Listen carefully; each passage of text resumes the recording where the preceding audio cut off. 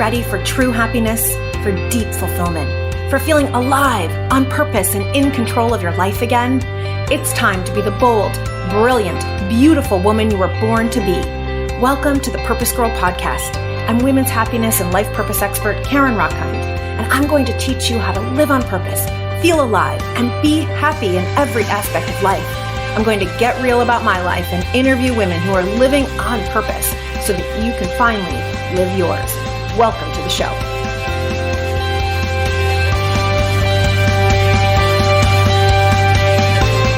Hello, my Purpose Girls. So I have a confession to make. I am not always optimistic. In fact, my sister, sometimes I can be downright pessimistic. Ooh. Now, of course, that's a confession because I teach optimism tools. I teach purpose. I teach resilience. I teach overcoming. I teach happiness. But hopefully by now you know that I teach all of this because I use the tools myself. And that my brain is just like everyone else's brain. And it can just be downright pessimistic. And the tools that I have learned and the tools that I have to relearn like all the time to shift my brain into more useful thinking have literally changed my entire life. And I do actually believe that I was born optimistic. I actually think that we're all born optimistic. You know, kids fall down. Think about it. Like soon, God willing, I'm going to have a baby. And when he is however many months old, he's going to learn to stand up and then he's going to fall down. And he's going to stand up and he's going to fall down. It doesn't matter how many times he falls down. He's going to keep getting up and keep practicing because there's something in his brain that is optimistic that it will work. So I think we all have that from the time that we are born. And then, of course, life can get in the way and teach us how hard, how damaging, how challenging, how helpless we can be. And so today's episode of the Purpose Girl podcast is all about how do we shift our thinking? How do we shift our brains? How do we learn optimistic thinking? And of course, why? Why does it even matter? And we know from the research that it matters big time. It matters big time to your mental health. It matters big time to your physical health. It matters big time to how successful you will be in your career. It matters big time to how loving you will show up with your family. It matters. And I think especially with everything going on in the world today, where so many people understandably are feeling so helpless, so powerless, that what we need now is a good old boost, a good old shot of optimism. Not fake optimism. This is not going to be just like happy. No. We're going to do this from a perspective of shifting our thinking to what is possible and accurate, and of course, all using the science. So get ready. You want to stay for the whole show for the Purpose Power Tips I'm going to be giving at the end. And welcome to the Purpose Girl podcast. But first, our review of the week. This is a 5-star review coming from AMEG1414. And she said, love these podcasts. Karen is truly amazing. She resonates with all my good feelings and uplifts my soul. Aw, thank you, my love. That means so much to me. And before I continue, everyone, my new book, Wonderful You, 100 Inspirational Quotes for a Pop of Joy, is available for pre-order now. I am so excited about it. It's exactly what we need right now. It has all these amazing, uplifting, fun, inspirational, get out of the dumpers quotes that are exactly what we need now. It is so beautifully illustrated. Every single one is fun or beautiful, uplifting. I'm going to take pages from the book and put picture frames around it and just put them up in my office because they're so fun and so inspiring. Plus, I have all these positivity tips throughout that each one will help you boost your mood, will help you get healthy, will help you feel so good and on purpose during this time. It is perfect to have next to your nightstand and just open it up every single day. It's the perfect gift for everybody. Pre-order now. The link is in the show notes. Go on over to Amazon. You will love it, love it, love it. And you will want to get it as your go-to gift for all your friends. And I thank you so much for supporting me in that way. So I want to share a story from last summer. We were 4 years into our fertility journey. If you've listened to the Purpose Girl podcast, you've heard me talk about that we had years of struggle We didn't even get married until I was 40 and got pregnant right away on our honeymoon, and then lost that baby.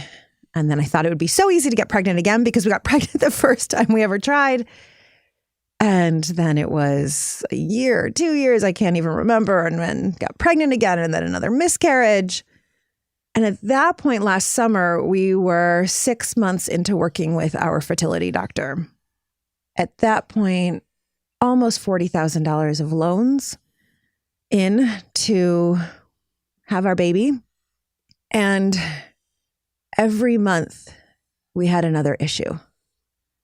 1 month, it was that the eggs weren't fertilizing. 1 month, it was the doctor telling me that I have an autoimmune issue that has been linked to miscarriages. 1 month, it was that after 20 eggs, we only ended up with one healthy embryo. Now, obviously, I know it only takes one because he is now in my belly. But imagine after all those years, all that time, all those eggs, to only end up with one. In fact, statistically, our doctor was shocked. After 10, and we only had one to test to see if it would be normal, he was shocked. And so we did another 10. Statistically, we should have had, 3 embryos, 5, whatever it might be. So he was absolutely shocked. And so it was just one defeat after another, after another. And then in the summer, we started planning to transfer baby boy into my uterus. And my uterine lining wasn't growing. Your uterine lining has to grow to a certain thickness for the embryo to stick. Week after week, no matter what they did to try to thicken my lining, no matter how much acupuncture I had, no matter how much yoga I was doing, no matter how much prayer and meditation and different herbs and supplements and different medications, nothing was working. At the same time, I owned at the time a condominium in Cleveland, my old condominium, and I've been renting it. Our renter left, and so we marketed the property, and we had a new renter that was going to be coming in. And we went there to Cleveland to clean it and paint it and get it ready. And while we were painting, someone from the condominium association knocked on the door and said, "You can't rent this place again. We have a new bylaw that says you're only allowed to rent it for 5 years, and you've been renting it for more than 5 years. So you have to sell it." This might not seem like a big issue, except for the fact that the Cleveland market tanked. Back in 2008, when everything tanked, the Cleveland market didn't rebound in the same way. And so the property was worth $40,000 less than I owed on my mortgage. It was worth $80,000 less than I paid for it. And so by selling, I was going to lose $40,000. Now, keep in mind, I had just spent $40,000 on loans in fertility. I was about to lose $40,000 to this condominium situation. And at the same time, we learned about a $20,000 tax bill that was possibility for us. So all of a sudden, we were $100,000 in debt. And my nervous system went into overdrive. I remember we have a bed in what will be the baby's room. And I remember just laying in there and shaking and just saying, I can't, I'm done. In fact, Purpose Girls, early one morning, I actually called a suicide hotline. I don't know if I was truly suicidal, but I was so desperate in that moment. I was so alone. I felt so helpless, so powerless. I needed someone to listen to me. I needed someone to talk to. I needed someone. And thank you to the woman who answered that hotline, wherever you are, because I just needed to talk. And so even I, who has studied at an Ivy League university, the science of human flourishing, and I teach and study optimistic thinking, even I, in moments, can become completely helpless. And what I'm seeing right now in our world are how many people are in that place. Understandably, right? Because of job loss, because of being stuck in apartments, sometimes studio apartments, not being able to walk outside, because of not being able to connect with other people, because of the economy dropping, because of a million things, because of the fear of getting sick. I mean, it's overwhelming, right? As so many people are sitting in this helpless, powerless place, the question is there anything we can do about it? Years ago, a study was done where people sat down and were told that a loud noise was going to come on, and they were shown these buttons that if they pressed these buttons, then the noise would turn off. Okay, great. Then the researcher left the room. The noise was apparently awful. And the people, no matter which buttons they pushed, none of them worked. And then those people, over time, just gave up. And then interestingly, later, the same people were brought back, and now some of the buttons would work. And what they found is that 2/3 of the people didn't even try the new buttons, didn't even try to do it again. They had just learned to be helpless, that no matter what they did, there was nothing that they could do about their circumstance. But what the researcher found, this is a researcher out of the University of Oregon, what he found was that about 1/3 of the people kept trying. Even though the researchers were trying to make them helpless. I mean, the researchers, what they were trying to do was to see if someone had defeat after defeat after defeat, what would happen? Would they keep trying to fight? Would they keep trying to keep going? And 2/3 did not. They gave up. But 1/3 kept trying in this new box, this new situation with the buttons. And then they started looking at, well, what's going on with those 1/3 of people? And what they found was a difference in how those people thought. And the thinking, these researchers and Dr. Martin Seligman, who is the father of positive psychology, the field that I study and teach, what they deemed it as was optimistic thinking. Now, here's the thing. It's not that 2/3 of people are pessimists and 1/3 are optimists. It's not that simple. Because as I said, I think that we're all born with that optimistic thinking. Right? We try something, it doesn't work. As a little kid, as a toddler, we try again and we try again and we try again. But over time, how much defeat does it take for you to feel completely helpless, completely powerless? And last summer, I think that's where I was. It just was like too much. Now, fortunately, I have the benefit of knowing this work intimately and practicing it and teaching it and getting to teach it over and over and over again. I mean, that's the beauty of teaching, is that you get to learn it over and over and over again. And what I know is that it isn't a character trait. I know so many people who just say, he's a pessimist or I'm a pessimist. There's nothing I can do. It actually has been found it's not a character trait. You're not a pessimist or an optimist. It is all about how you think. And so when those 1/3 of people kept trying, they started studying what is going on with those 1/3 of people. And what they found is that those people thought differently. And the way that they thought was about how they explain difficult situations. Let me repeat that. It's about how you explain a difficult situation. Do you explain a difficult situation as, this always happens to me. See, nothing ever goes right for me. Yep. Here we go into the shit show again. And believe me, I'm telling you, I have had all those thoughts before. So there's no judgment here. Or do you explain a difficult situation as, you know what? Difficult things happen to everybody. I've gotten through them before. I can get through them again. Do you explain difficult situations as, you know what? Let me think about how else I can see this. Do you explain a difficult situation as, this isn't permanent. This too will pass. And how do I want to be? Who do I want to be? How do I want to show up when it does pass? Do you explain a difficult situation as there being a possibility of shift? And so here's what we know. It's called explanatory style in the psychological research. The first element is permanence, is how permanent is the situation.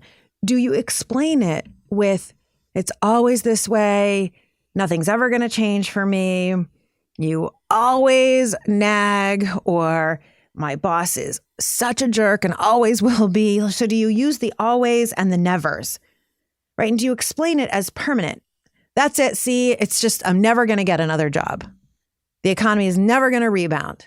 It's never going to be good, or it's just going to take too long. Do you explain it with some permanence? Like, it just is what it is.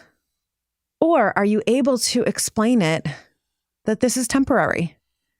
This too shall pass, that we've been through difficult situations before and we will get through them again. Because it's temporary, you say to yourself, what would I like to do with my time? How would I like to come out of this? How do I want to show up? How do I want to do this differently? What else is possible? Do you see it as permanent or do you see it as temporary? The second aspect is pervasive. Do you see it as kind of taking over your whole life? You make universal statements.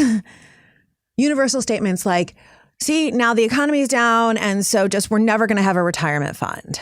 Universal statements like, now that I lost my job, my wife or husband is going to leave me and we're going to have no money and we're going to end up in a cardboard box. Universal, pervasive statements like one challenge is going to impact everything in your life. And again, no judgment. I have been there. That's why I started with a story. Or can you keep it specific and isolated? Like, this is coronavirus. It is a one-time situation. It does not have to impact everything. Yes, it sucks right now, but it is not going to impact my marriage. It is not going to impact the rest of what we have going on. We will figure it out.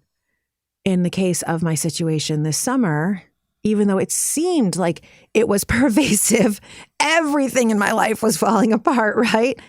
Keeping it specific meant this situation with fertility does not mean that our marriage is going to fall apart, does not mean that my life is over, does not mean that I couldn't survive if I didn't end up having a child, or that there are other ways to have a child, adoption and other ways. Keeping it specific means, yes, it sucks. This is a lot of money that I am suddenly in debt to, over, whatever the word is. Yes, this is a lot of money to be in debt. And it doesn't mean I'm going to lose my house. And it doesn't mean I'm going to lose everything.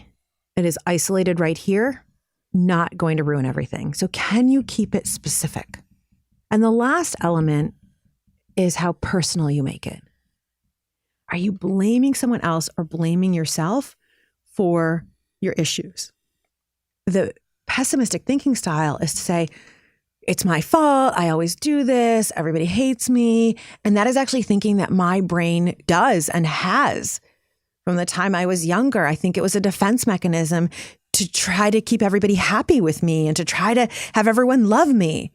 My brain immediately goes to, it's my fault. What did I do wrong? Or if it gets too hard for me to beat myself up, I immediately then will blame somebody else. They're at fault. It's their fault. And I'm just letting you into all my dirty secrets today, right? Because I want you to hear how normal it is. That kind of thinking, either blaming yourself or blaming someone else, is not helpful. That is a pessimistic thinking style.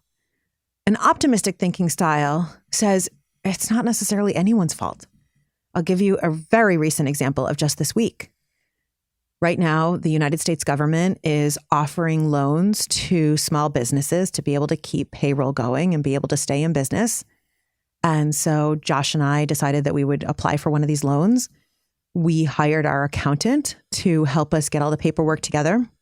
Our accountant sent us the paperwork Monday afternoon. You have to go through the bank on these loans. And on Monday, our bank announced they weren't taking any more loans.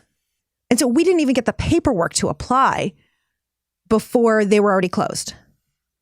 So my brain wanted to blame the accountant. It's the accountant's fault. They didn't do it fast enough. And then my brain started blaming myself. I should have just done it myself. I shouldn't have hired an accountant. I should have just done it. When Josh sat in the very same situation and he said, no one could have known that the bank was going to close so early, that this was going to happen. This wasn't the accountant's fault and it wasn't your fault. We did the best that we could, right? So there's this personalization or not personalization. Think about it in your own life right now. Are you blaming yourself or someone else for your situation? And is that really helpful or useful? Because what it actually does is just, at least for me, it causes a lot more stress, a lot more panic, a lot more anger, and therefore a lot more unhealthy hormones going through my body that can cause cardiac arrest, that can cause a lower immune system, that can cause inflammation, that can cause physical damage, can cause mental health damage. And it's amazing how quickly the brain can go into one of these pessimistic thinking styles. It's just incredible. It's not all or nothing. There are other situations where I can see the clear picture and I can see it more rationally and more even and more balanced. And Josh is the one who either goes to blaming or he goes into permanence, so it's not an all or nothing, right? We want to be really careful not to say, I am a pessimist or I am an optimist. It doesn't work like that. It's rather looking at a situation by situation basis and really being able to say to yourself, how am I looking at this particular situation? And the first question is it helpful? Is the way I'm thinking about this, is the way I'm approaching this helpful? Because the way I was looking at the situation with our bank simply was not helpful. What was more helpful was to be able to see this as it is temporary. Yes, our bank closed the process before we could even get in. And then to move into, and what else is possible? So we called our accountant and he said, start getting on the phone, finding another bank, seeing who else will take you. Okay. So we started for hours the other night, emailing, calling every bank we could find. And now it looks like we have a good lead on one. Yay! But we had to have kind of a rational mind to be able to do that. We had to be able to say, just because our bank is closed, that's not permanent. It's not going to ruin our whole life. It's not going to ruin our chances, and it's not personal. We had to be able to come into right mind, or I should say I had to be able to come into right mind. And I've done a lot of thinking about this over the last couple of days. Why did I get so heated so quickly? Why did I jump into this pessimistic thinking style, into this blaming, into this permanent thinking? Why did I go there? And why did it happen so quickly? And what I've come to is that this is really a defense mechanism that I built over time. Because when I was a little girl, I was super optimistic. Like, I think annoyingly optimistic if you were to ask my brother and my sister. My sister and one of her best friends from college still have a joke that I fart puppy dogs and rainbows. So like my optimism is just so high that, everything to me is rainbows. And maybe by college I was still in that place, but a lot has happened since then, right? So when I was a little girl, and maybe you were the same way, or maybe you were different, no matter what happened, I think I really was able to see the silver lining. One summer when I was a kid, my parents took us on a driving trip, like a National Lampoon's Vacation. Have you seen that movie? And we drove from Michigan to California, which is a long drive. I mean, like days and days and days. But the way we did it, we would stop at every national park, every scenic view. We made a whole trip of it. And it was like 3 or 4 weeks, this trip. At one of the national parks, I fell into a raging river. I was 8 years old. I fell in. And my mom, I remember being in that river. My mom was screaming, understandably. Her little 8-year-old girl was in this raging river. And I remember all of a sudden standing up and going, ta-da, that I was okay. And I remember in that moment, my brother was actually like, you're okay. You got this. You're okay. You got this. And it's just so interesting. I do not judge my mother at all for going into the panic and screaming and probably that moment of the quote unquote pessimistic thinking style. I don't judge her at all. And I'm sure I'm going to be the same as a mother. But I do remember that as like this moment of choice. And I stood up and I put my arms out, ta-da, came out of that river. And that's really who I always was when I was a little girl. Even when I was in high school, I ran for student government. And oh my goddesses, you should have seen how I ran for student government. I was such a freaking geek. I would make these amazing posters. My dad was an architect, so he had like access to all these different colors and markers. And I made the most gorgeous posters and hung them all over the school. And I was so sure I was going to win. And I was like so into it. And I so wanted to be on student council. And the first year I did get on, I think I was class secretary, something, I don't know. And then the second year when I tried, I didn't get in. I lost my election. And I felt so devastated. I remember going into the library and just crying. I was so ashamed. I felt so much shame in losing. And my English teacher at the time, Mr. Honeyman, who I'm still friends with on Facebook. He's so amazing. Even though he's retired now, he's like friends with all of his students on Facebook and he's so great. He found me in the library and we talked for a while and I came out. And the next year I tried out again. And I went for it again to get on student council. And I remember my friend Rebecca saying to me, you're so resilient. It doesn't matter how many times you fail, you keep trying. And her saying that to me when I was, 15, it really stuck with me. because I believe that that's who I always was, that even though I was heartbroken and had that ability, I did keep getting back up. And that has truly been the story of my life. I did an episode of the PurposeGirl podcast a few weeks ago about being a weeble wobble, because I think we all are. We fall down, we get back up. We fall down, we get back up. Well, what made me be able to do so, I understand now, was more about how I thought about situations. And then over time, as life became harder, when I was a senior in high school, my first love, my girlfriend, abused me for almost a whole year. She would hit me. She would pinch me. She would walk up to me when we were in a restaurant and nobody was looking and punch me in the gut. It was terrifying. It was horrible. And at some point in that, I think I started to learn to be helpless. And in so desperately wanting to be loved, I think I developed at some point a blaming myself that this is my fault, or blaming someone else that this is their fault. And then maybe after the divorce, it's his fault, until I had to realize it wasn't his fault. It was no one's fault. We just weren't meant to be together forever. And then the gun robbery. And then a year or so later, when I was out on Lake Erie on a boat with my dear friend Ed, and we were the only people out on the lake that day, and he dove off and he couldn't swim and I couldn't save him and he ended up drowning. And I was screaming for him to survive, to swim to me. I was throwing him ropes. I remember after that, my boss's wife saying to me, "You poor thing, so many bad things happened to you." And I believe I've shared that before on the podcast. And I remember thinking at the time, I just don't see it that way. I don't see that so many bad things happened to me. I see that everything in my life has been for a purpose, that there's a reason for it.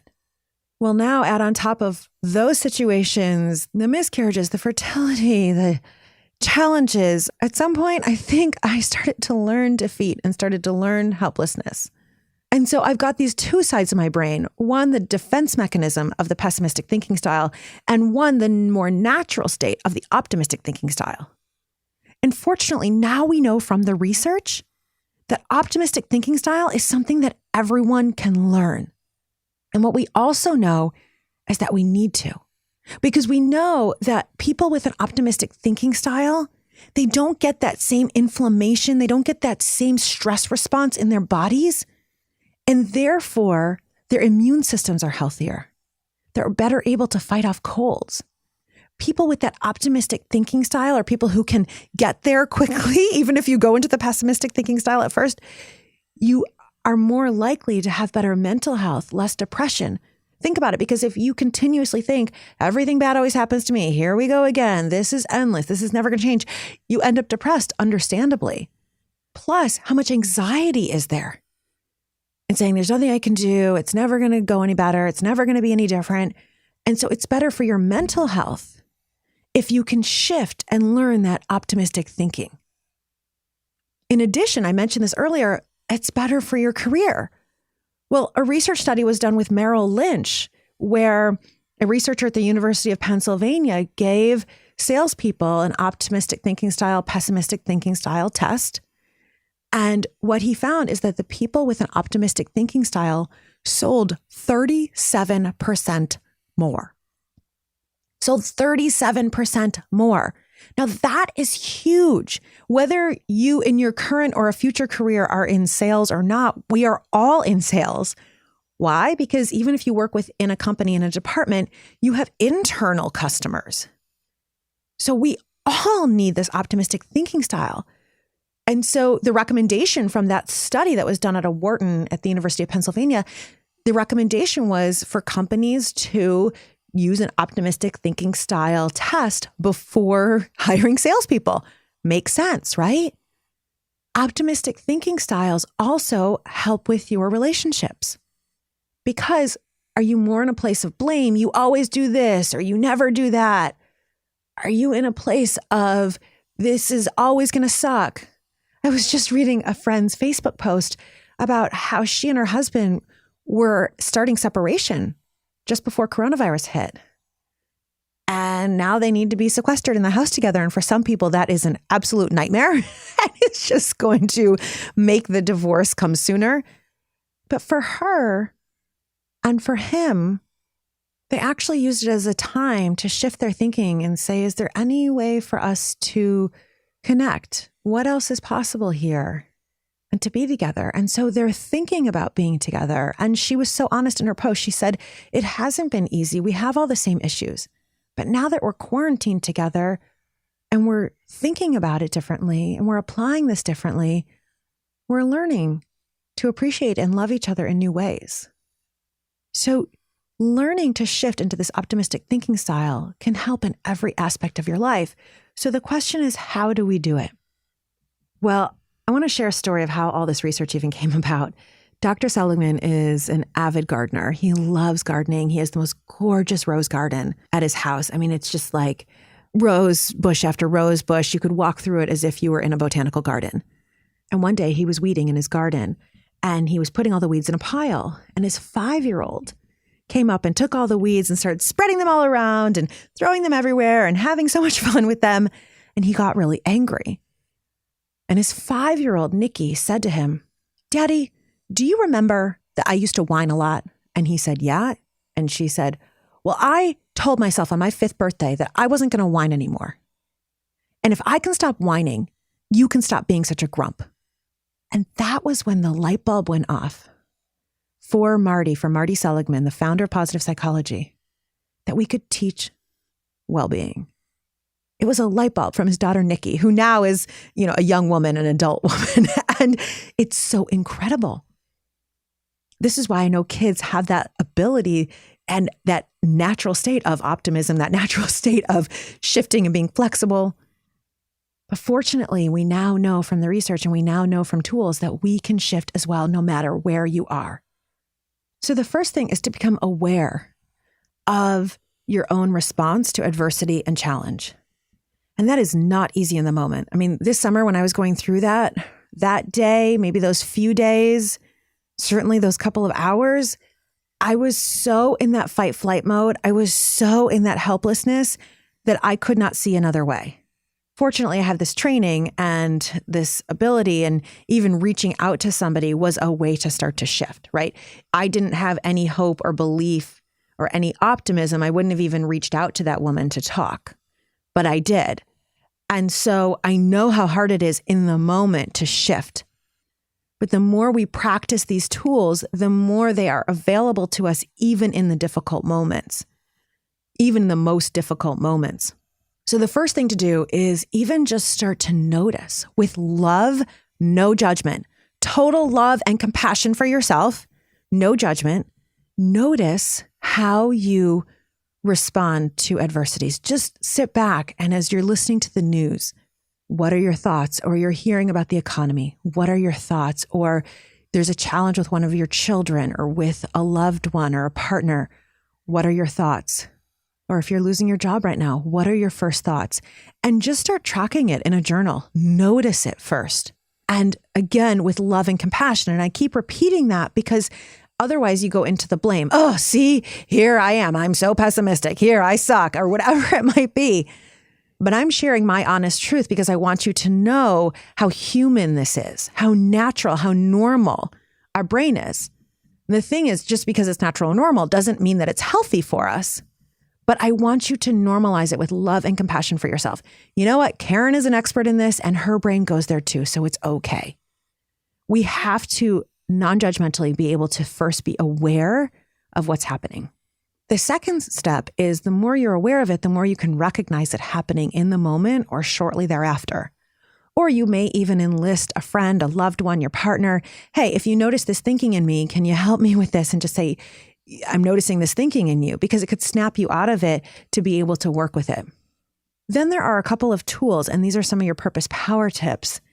The first tool is to learn to take your thoughts to court, literally to court.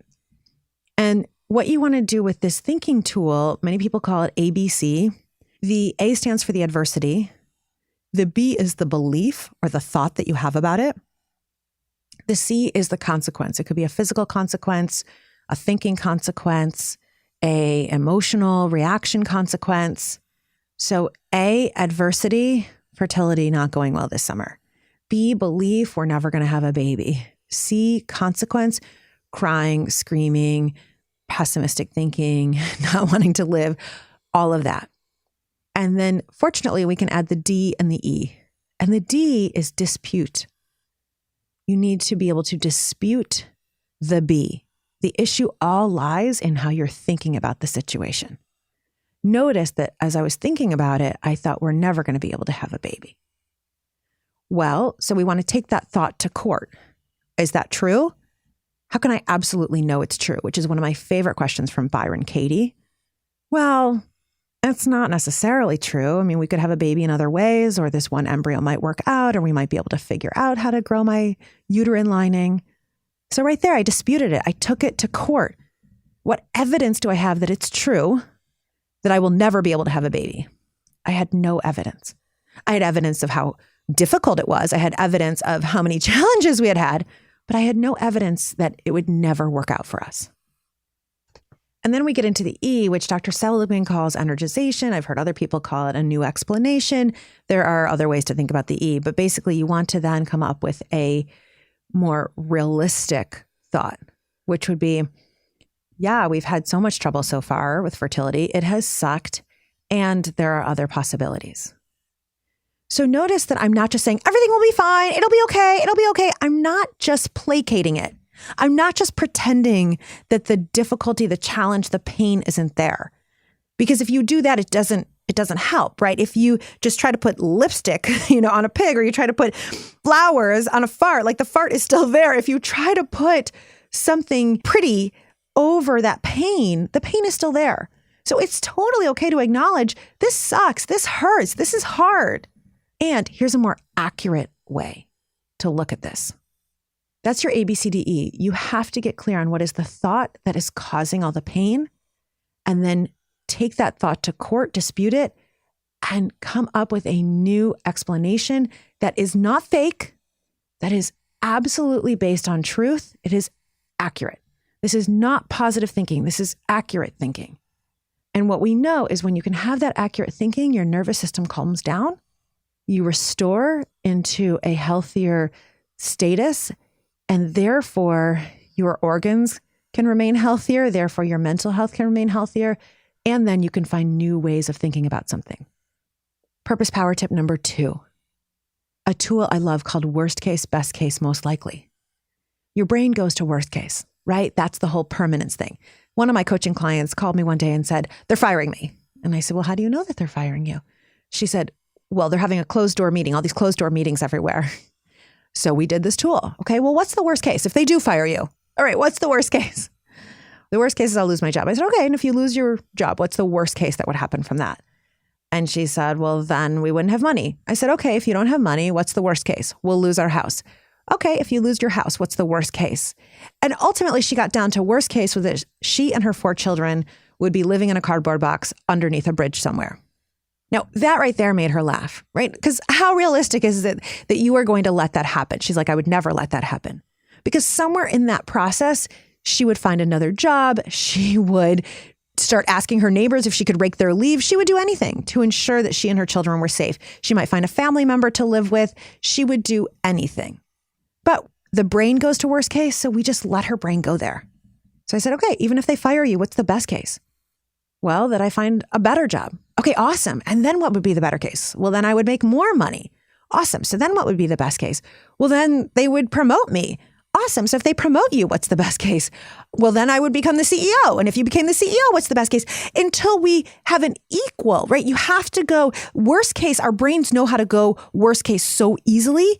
You have to go as big with best case as you went as down and low with worst case. Go to your Oprah moment. Go to your gazillionaire. Go to whatever best case would be for you. You've got to go. And what I notice when doing this tool with people, their brain can go worst case very far down low, as worst. But best case, they go, everything will work out.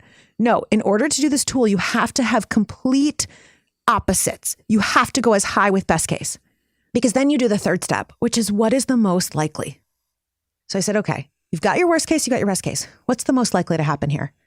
Most likely, if I lose my job, I'll get another job and we'll be fine. And how does that feel? That feels pretty good. I can manage that. So that is a beautiful tool. She and I did that, and we did the ABCDEs. And once we started finding evidence for whether or not she was going to be fired, she had actually just gotten a raise a couple weeks beforehand. And so she actually had evidence that the company loved her and was happy with her performance. And so she was not going to be fired. So you can use either of these thinking tools. Now, the third purpose power tip or thinking tool I want to give you is something I've talked a lot about on the Purpose Girl podcast, but I want to remind you of it. And it is the genius of hope. Some people think hope is fluffy. Someone once said that to me when I was doing a team workshop. A executive said to me, "Oh, hope is fluffy." Not exactly. We actually know from the research that what even the tiniest spark of hope does is it shifts you from that total helpless place into belief, into action, into motivation, and into strategies. Even the tiniest bit of hope. And so it's a beautiful time right now to really say to yourself, even if my job is gone, what kind of job am I hoping for? What kind of environment would I like to work in? What might I hope for that's even better? Even if the economy is down, what am I hoping to do with this time? How might I hope to show up? How might I hope to be with my neighbors? Or you're shut into a small space with your kids and 3 dogs and, fish and everything else. How do I hope to show up and be with my family this time? How do I hope to look back and see this time? The research says that hope ignites agency or motivation, and hope ignites your brain to find pathways or strategies to make a goal happen. So hope helps you get clear on a goal and then get there. And once you do that, you're shifted out of the helpless place, out of the powerless place, and into a place where you have some choice. Y'all know I wear the Purpose Girl I Choose necklace every single day. There's never been a more important time to say, I choose. I choose. And so what are you choosing? I'm not saying this is easy. I mean, I give you all my personal examples because it's not easy and it's possible. And the fourth tool is desire. So there's hope, which ignites a spark, and desire, which turns you on. Now, this is the feminine. All right. Everything I've given you so far in this episode has been evidence, science. Desire is the feminine, and desire is where that fire is in our belly. It's like really, really, really, what do I want? Really, really, really, what would turn me on? Really, really, really, what would make me happy? So you might be hoping for an even better job. And then you can take it a step further with desire. And, like, how much money would I like to make? I desire something where I could live my purpose. I desire to be in an environment. I desire a relationship that would just have fabulous sex or have incredible connection or have dinners made for me every night. Desire is just what's juicy and delicious for us. And our brains don't often let us go to desire because we think it's unrealistic, it'll never happen. But dreams are free, my love. Desires are free. And the more you desire something and you actually believe it and you can feel it in your whole body and you can picture it, magic starts to happen. It starts to show up for you because you start acting differently in the world. And that ultimately, that formula that I just gave you is how I shifted this summer. Here's what I did. After that phone call that I told you about, I started using my ABCDEs. And what evidence did I have that I would never have a baby? None, like I said. Then I went into worst case, best case. And the most likely scenario I said is that we will adopt. And that's fine. That's good. I actually had a vision board from 10 or 12 years ago that showed a beautiful Chinese little girl on it, that was going to be my child. So it's okay if I adopted. I then went into hope. What am I hoping for? I'm hoping to figure out a financial situation with this condominium.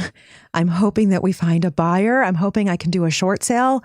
I'm hoping that I can figure something out. I'm hoping that we can think through this rationally and we can go step by step. And then I got into desire. And you know what I was really desiring? I was really desiring something wild. really desiring something that would just bring out the goddess in me, that would let me just go free and have fun. And all of a sudden, I said, I want to go to Burning Man.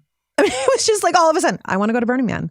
And I had not even really ever entertained going to Burning Man, but I had so many friends who did, and they looked like they were so free and so fabulous and having the time of their lives and dancing and naked and wild and free. And of course, my brain said to me, you're $100,000 in debt right now. You cannot afford $5,000 to go to Burning Man. Are you crazy? Plus, all the tickets are sold out. They've been sold out for months. But my desire was strong. And at this point in my life, after everything I've been through and after everything that I have created and built, all using the tools that I give you, I knew that if my desire is strong, it's going to happen and it's going to be the best thing for me. And so I put out a notice on Facebook. Does anyone know of any tickets? And I was super clear. Josh wanted to go too. And what I really desired was to go with women and be in an RV with other women, and that we would have this amazing women's experience. And he could go too, but he was going to sleep somewhere else. And sure enough, very quickly, someone said, oh, someone just dropped out of our RV. And it was an RV of goddesses who had all done this women's program I had done. I didn't know any of them personally, but we had this commonality around desire and feminine power and freedom and being wild and dancing. And it just worked out. And even though we were in debt, I just gave my credit card. And then it worked out 1 week before that someone else found a ticket for Josh. And yes, he slept in a different RV. And it was actually so fun that way because we each had our own experience. And then we would come together at different times, sometimes during the day, sometimes at night, and we would have dates. It was like we were back in high school or something. It was so delicious. And I went, and an idea of Burning Man is you burn away what is not working for you. You burn away old fears. You burn away old stories. You burn away the limitations, the old beliefs, the challenges. And I even burned away hanging on to the 2 miscarriages. I had had little girl clothes in the baby's closet for so long, for years, when this one embryo was a boy. And so I decided right there, I wrote into a temple that they were going to burn at the end of Burning Man, love to my 2 little girl angel babies up there in heaven. And that I was going to let them go and ask them to just watch over us. So that when I came home, I took those girl clothes out of the closet. Right? I burned away anything that wasn't serving me, and I rose up free. And while I was there, I said, Goddess, I would love to start doing more goddess work with women. I would even love to do some sensual work with women and sexual work with women. It's not something I advertise. And I said the last day of Burning Man, you know what, Goddess? I really, really desire 10 new clients to come to me. And you know what else I desire, Goddess? I desire, and remember, I was totally free. I was having a fabulous time. And I said, I desire this whole condo situation to just resolve beautifully. And would you believe that when I came home, so free, indeed, 10 new coaching clients came. They just came. I didn't do any marketing. One came from Instagram. She said, I saw you on Instagram. I've been looking for my purpose. Can you help me? I'm barely on Instagram. And she just came out of nowhere. 3 women said to me, I've been wanting to do sensuality work. I see you and you just seem so sensual and so alive. Would you do that work with me? I am telling you, I have never advertised it in my life. And we did this incredible work together. And I had a totally different approach when going back to the fertility doctor, so that I started thinking differently and being more open. And I had an idea about how to grow my uterine lining, and it worked. And a week later, I had my implant and I was pregnant. On top of that, a publisher called me out of nowhere, literally nowhere, and asked if I would ever consider writing a book, a quote book, which I had never considered. But I was like, yeah, that sounds fun. Let's do it. And then I got this book deal for my new book, Wonderful You. And then the day of my transfer, I got the call from Amazon that they were choosing me as their keynote speaker for their International Women's Day. I cannot make this stuff up. I know it seems silly to have desires that seem so out of reach right now. I'm telling you though, when you feel them in your body, you go through the whole process I just took you through, amazing things can happen. Amazing things can happen. And I share these purpose power tips and I share my own stories because I want you to know you're not alone in your thinking. If you're in the dumpers, that is so normal right now. And it is so okay. And you are so entitled to your time with my 2 boyfriends, Ben and Jerry. You are so entitled to crying and screaming. And I've been doing it all over the last couple of weeks. And I don't want you to stay there. I want you to use these tools for your own physical health, for your own mental health, and for you to have the life and the purpose and the beauty and the deliciousness that you desire and are worthy of. Because we will come through this, and these tools are going to help. And so, my love, I hope that this episode of the Purpose Girl podcast has been helpful to you. We are in this together. We are rising up together as goddesses on purpose, as purpose girls who are going to change this world. If you love this episode, I hope you did, head on over to Apple Podcasts or wherever you listen and leave your 5-star review. One sentence is helping women all over the world find us. If you want more, then join my newsletter. If you haven't yet, don't wait even 1 minute. Go on over to PurposeGirl.com, right on the homepage, sign up for my newsletter, because every single week I send out the Purpose Girl Power Bite. That is a 2-minute video for you to have that boost and elevation every week. You'll also be the first to know about different courses I'm doing or different free circles I'm doing or anything I'm doing. So you want to make sure that you are on that newsletter list. Of course, great thing you can do is to share the Purpose Girl podcast with every woman you know, because that's how we change the world, one woman at a time. And remember, right now, my book, Wonderful You, is on pre-order at Amazon. It is 100 inspirational quotes with a pop of joy that you will love, love, love. It is so what we need now. It's quotes from all my favorite people and positivity facts from me. And you just keep it on your nightstand, especially now. And it will help you to reshift your thinking. It will help you to have that boost of joy. It will help you to really be who you want to be and show up how you want to be with your family, with your friends. It makes the most perfect gift. Make sure you go to Amazon, and the link is in the show notes, that you pre-order. You get that soon. And as always, my loves, may you live purposefully. May you love yourself, and may you love life. Bye for now.